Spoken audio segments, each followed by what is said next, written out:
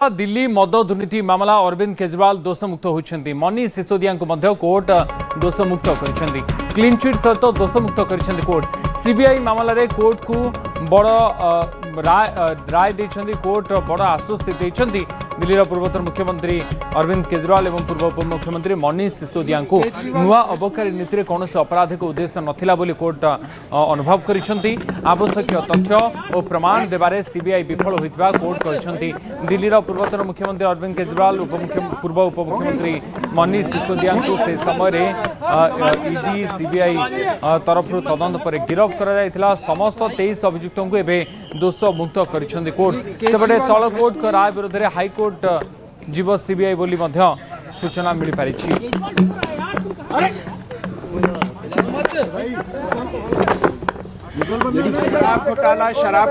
शराब घोटाला कर रही थी और हमारे ऊपर आरोप लगा रही थी।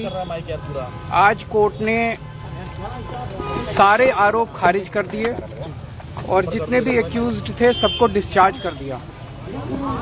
हम हमेशा कहते थे सत्य की जीत होती है, हमें भारतीय न्याय प्रणाली पे भरोसा है।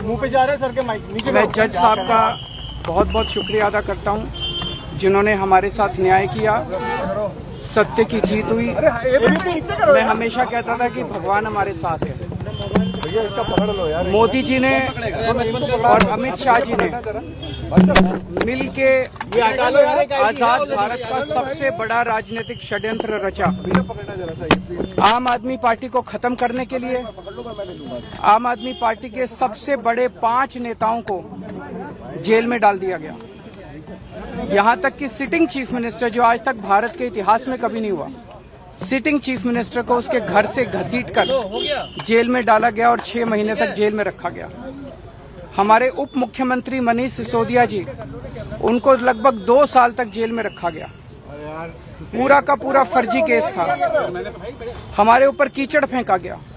24 घंटे टीवी चैनलों के ऊपर डिबेट चलते थे, खबरें दिखाई जाती थी केजरीवाल भ्रष्ट है, केजरीवाल भ्रष्ट है।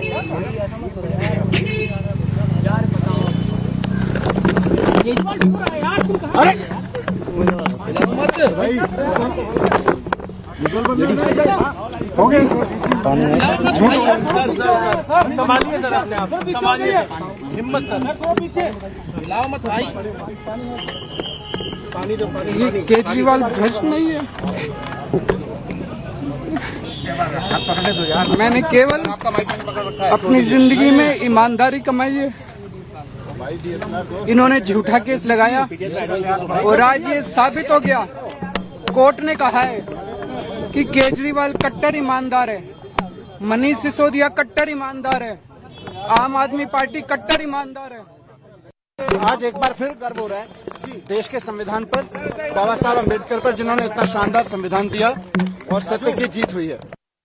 एक्साइज स्कैम में राउज एवेन्यू के स्पेशल कोर्ट ने सारे मुजरिमों को बरी कर दिया है और ये बरी तब किया है जबकि सारे साक्ष्य, सारे evidence, everything which they have to say, all statements have been seen, perused by the court, and after perusing everything, it is not a apprehension, it is not a suspicion, it is a court who has gone through everything, and after going through everything, every statement, every document, it has held that there is no charge which is made out against Mr. Kejriwal and the other accused person, which includes Mr. Manish Sisodia.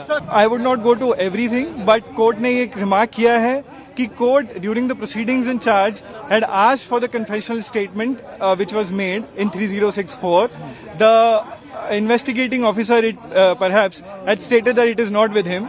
The court has noted that in the sealed cover it is very much there. It was a copy which was given to him, and that statement was never produced in the charge sheet. And in fact, there were various statements which are taken even after the confessional statement, which the court had said that you can't do it. Once there is a full disclosure made in the confessional statement, which is not produced in the charge sheet, how can you take other statements? Apart from that, the court has very emphatically stated that the rule of law has to be preserved. The machinery in criminal law is not to implicate somebody illegally, but only to do justice. And court has tilted the balance towards the justice. से पहले मैं ईश्वर का धन्यवाद देना चाहूंगी इस दुनिया में चाहे कोई कितना भी शक्तिवान हो जाए, लेकिन ईश्वर की शक्ति के ऊपर नहीं हो सकता। मैं जज साहब का भी धन्यवाद देना चाहूंगी जिन्होंने इतनी हिम्मत दिखाई।